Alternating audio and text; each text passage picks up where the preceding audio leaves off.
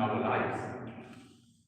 The 21st century has taught us how to fly in the bird-like skies and how to dive into the ocean like fish. But to live a happy, healthy life as a happy human being, has this ever occurred or has this happened in our lives? Or are we searching for something that is non-existent? The reality is that happiness, according to the University of Oxford, is like a wave in your life. When you are hungry, we are unhappy. The second we eat, we have a moment of happiness. If we eat too much, the happiness disappears again. And this is the reality of happiness. We have moments and then it drops. And we have moments again and then it drops. So what are we truly searching for when we say we are searching for happiness? The answer comes to us. And Allah gives it to us in the Quran and the Sunnah and the Hadith that our beloved Nabi sallallahu alayhi wa sallam has left us for. Happiness is found in the contentment of our heart.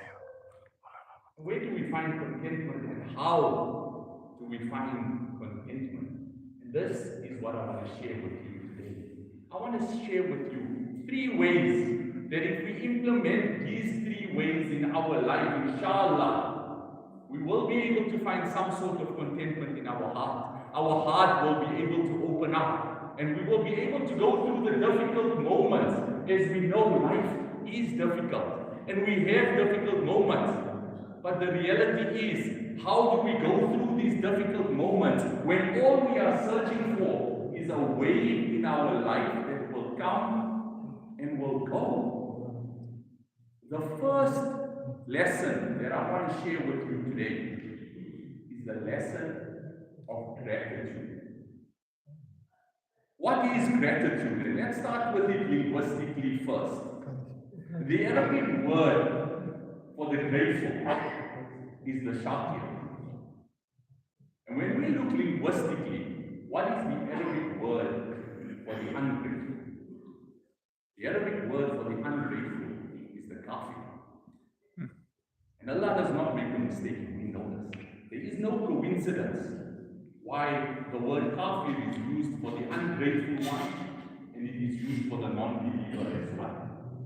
We have to understand the severity of being an ungrateful individual and how Allah does not like those who are ungrateful, yet He loves those who are grateful. So how do we find gratitude? What is gratitude? I want each one of you to take one moment and just swallow your saliva. Did anyone choke? Was it difficult to swallow your saliva? There is a small flap in your throat called the epiglottis. And every time you swallow your saliva, water, food, or anything that you swallow, this little flap closes shut, so that it does not go down the wrong pipe. We've all had that moment where we were eating too fast and drinking too fast, and we started choking. Felt like our life was going to come to an end. We would drown on our own saliva if the epiglottis did not work. So you ask yourself, what is there to be grateful for? Maybe we do not need to look external. Maybe we do not need to look at every material thing in our lives to think, in order for me to be grateful, I need to have X, Y, or Z. Maybe we just need to swallow our own saliva. And we will realize that there is so much to be grateful for. Remember during the time of COVID, when people needed oxygen, how expensive was oxygen?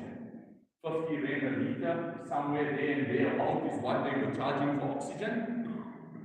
The human being consumes 11,000 liters of air a day, of which 500 odd liters is oxygen. Imagine if you were to pay for this just to be able to breathe. Is that not something to be grateful for? And let's look at the mercy of Allah. There are 8 billion people in the world breathing free air right now. No one's paying for that oxygen. So the next time you question, what do I have to be grateful for in this world? I am so unhappy. What is there anything to be grateful for?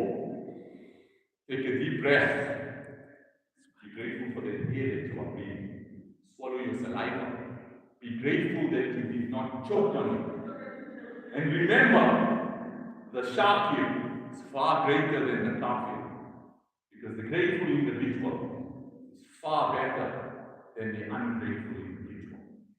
So I want us, at any moment when we're searching for that happiness, or that myth called happiness, let us search for gratitude rather than search for happiness. Because in that gratitude, we'll be able to find our contentment. We'll be grateful for every single breath that we take. And while we still have breath in our lungs, let us show our gratitude to our beloved Allah. Because the reality is, without gratitude, do we truly love our Allah? So point number 1 in the search of happiness and contentment, find your gratitude. Point number 2, if gratitude is a destination, the vehicle that takes us there is patience. Are we truly patient individuals? We say we are. There's a beautiful story during the time of Nabi sallallahu alayhi wasallam, where a woman was sitting by the grave of her child, sobbing her eyes out, crying loudly. And our beloved Nabi sallallahu alayhi wasallam came up from behind and he told her, do not cry so loudly, Allah will be displeased with you. So she didn't look behind her to see who it was, and she got angry in that moment. And she waves her hand behind and says, you do not know what I'm going through, leave me alone. What I find amazing, our beloved Nabi sallallahu alayhi wasallam did not say to her, do you know who I am, do not speak to me this way. He understood the severity of what she was going through. So he remained silent and he walked away. And another Sahaba comes up to her and says to her, you just scolded at the Nabi of Allah. Now, can you imagine the feeling she was feeling in that moment? Can you imagine the embarrassment she felt in that moment? You just scolded at the Nabi of Allah. So she got up in a panic. And she ran over to Nabi sallallahu alayhi wasallam's house and she knocked on the door. And as our Mubarak Nabi sallallahu alayhi wasallam opened the door, she says to him, O Nabi of Allah, I'm sorry. I'm sorry, I had no idea it was you. It was just a very difficult moment for me. And he stops her right there. And he says to her, patience is in the moment. After the moment passes, you have to resort to tawbah. Patience is in the moment. When she was going through the difficult moment and she got angry, that was the moment of patience. Not afterwards. We lose our head and then we say, okay, now I need to be patient. Allah is with the patient. I need to be patient. No. Patience is in the moment. Science has now proven that it takes 10 seconds for your emotions to go up to your cognitive ability. In that 10 seconds, if you speak or say something, you'll say it out of emotion, like a child throwing a tantrum. So instead, take that 10 seconds to listen with your heart. Let it go up to your mind. And then decide whether it's worth coming out from your mouth. And imagine the reward you will get for your patience. In that moment, patience is Yaqub alayhi salam, who loses his son, his beloved son Yusuf. Have any of you known anyone who's cried so much till their eyes turn white? Imagine the pain, the grief. And if clinicians of today were to examine Yaqub alayhi salam, they would say he was definitely in a depression. There's no doubt about it, but what did he say? He said, for sabrun jameel, a beautiful patience. what is a beautiful patience. There is a patience that Allah knows what you are going through. Allah hears you. Allah understands what's in your heart. But you understand that that is your taqdeer. You understand that what is happening to you was already destined to happen to you. So you go internal. And as much as you are grieving, and as difficult as it is, you say to yourself, for sabrun jameel, like Yaqub alayhi salam when he lost his son. And many years later, he loses his second son, the one who was so beloved to him as well, on their journey to Egypt. So what does he tell his other sons in his difficult moment? He tells them, when you enter the doors of the palaces, enter in different doors so all eyes do not fall on you. Imagine a man going through the most difficult moment, grieving to a point of having lost his eyesight, advising others on what they should do to protect themselves. Is that not a beautiful patience? And imagine what went through his son when his son was down in the well, or when he was sold into slavery, or put into the prison. And he said, Qala ma'adallah. Allah is all that I need, and that is patience.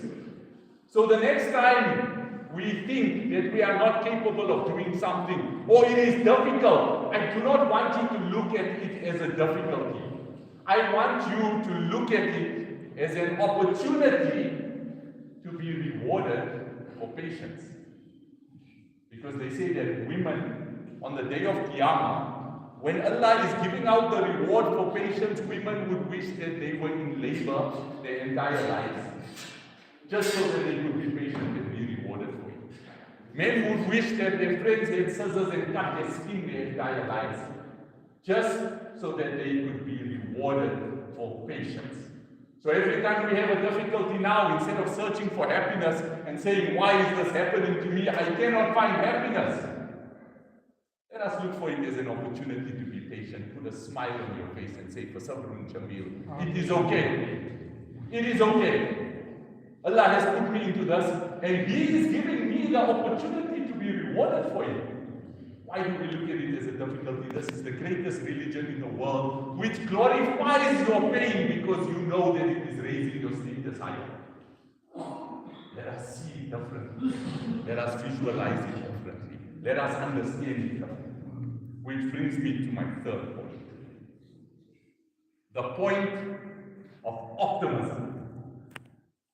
In a world that we live in today, where every survey has shown that 96% of this world is pessimistic, and only 4% say that the world is getting better, and that we are able to do things. We live in a religion that has taught us completely differently. We have a religion in our hearts that has taught us completely different. So when we sit in there and we become pessimistic, and we become negative, and we are asking ourselves, what do we need to do? We can't see a brighter future. How many of us have found, maybe when we go now to the lunch table, all we're going to talk about is, did you see the state of the country? Did you see how this is happening? Where is this country headed to? Where is the world headed to? What is it? Only negativity that comes out of our mouth. But take a moment and just think about this with me. A man standing before a huge fire. And he's about to be thrown into that fire, Hazrat Ibrahim alayhi salam. Do you think for one moment he was pessimistic about what was going to happen? We know the outcome of the story. But imagine his moment just before that, saying, Allah is all I need, and He will be here for me. And Allah pulls the fire for me. Or Musa alayhi salam, standing before an ocean, with an army behind him, with his entire tribe of Bani Israel. We know how the story ends, so for us it's just, oh okay, we know the sea splits and he walks through it. Take him for that moment. What was going through his heart? The anxiety, the difficulty. But what did he say? Allah is here for me. Allah is here for me. Through every single one of the Anbiya, they had one trait that went across all Anbiya. Every single one of them was optimistic. What does that teach us? They knew that Allah will be there for them. But we know, even though we have the Quran in front of us, how many of us know in our hearts that Allah will be there for us? Or do we constantly ask the question, what if I should have, if I did this? No. Those are not the questions that a believer asks. Rather, a believer models the greatest optimist of all time, our beloved Nabi sallallahu alayhi wa sallam. Come with me. He lost his father before he was born, therefore he was born an orphan. At 6 years old, our beloved Nabi sallallahu alayhi wa sallam as a child watched his mother die in front of him. And he was given into the loving care of his grandfather, who he loved so dearly, and at 8 years old, he watched his grandfather die. And given into the care of his uncle, that he loved as if it was his father. And he stayed with that uncle. And he was with his uncle. And in the same year that they were boycotted by the kuffar, he lost his uncle and he lost his wife, his pillar of strength and his security. No food in his stomach. Losing his pillar of strength. Losing his uncle who passed away without iman. Imagine what he felt in that moment. And yet we say we cannot be optimistic. He buried every single one of his children with his own hands, except Fatima.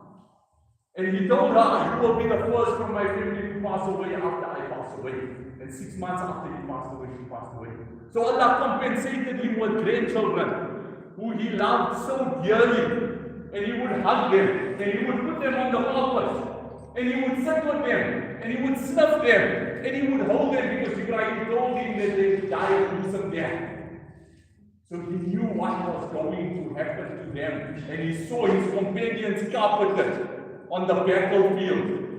And intestines were cut from camels and put onto his back when he went into sajda.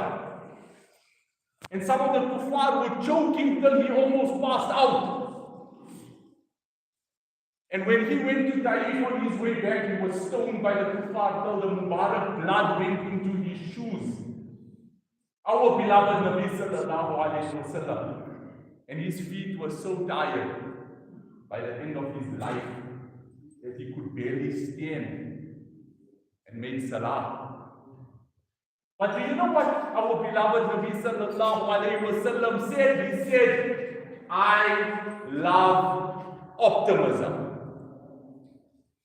Imagine going through all of that and your motto in life be, I love optimism. Why? Because Allah loves us. And He will not test us with more than what we can handle. So let us look at the lives of our giants, our Anbiya, and of course the giant of all giants, our beloved Nabi sallallahu alayhi wa sallam, was the epitome of patience, gratitude, and optimism in every breath, in every step, in every single moment of his Mubarak life, sallallahu alayhi wa sallam.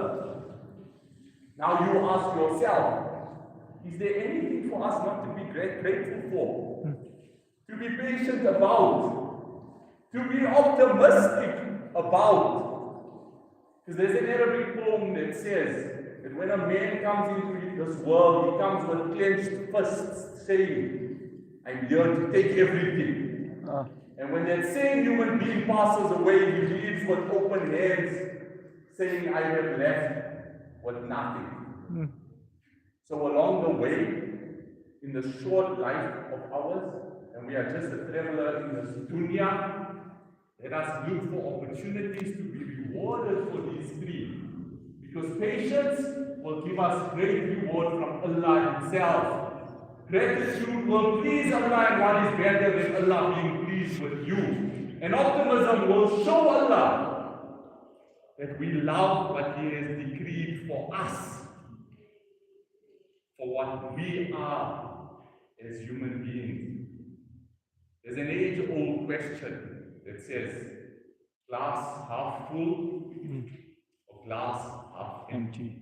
And everyone has their answer, whether it is half full or half empty. But today when you're looking at that glass, before you take a sip from it, I want you to think of that epiglottis that we spoke about and how it will close so you do not choke. But there is another thing that I want you to think about, is that half the glass has water in it, and the other half of the glass has air in it. And sometimes we just need a sip of water, and sometimes we just need to take a breath of it. At any point in time, it will be beneficial for you. Think about all of this, implement it in your lives, and let us model the greatest of all models, our beloved Nabi Sallallahu Alaihi Wasallam. Because the reality is, our Creator is to us what we think of Him. Let us think highly. Let us be optimistic. Let us not look through this pessimistic lens and add to the world of misery. Yes, the world is difficult, but that does not give us a right to change our perspective. So every single one of you today, when you live with optimism. Employ patience into your life and bring gratitude into everything you do. Wa akhiru da'wana alhamdulillah.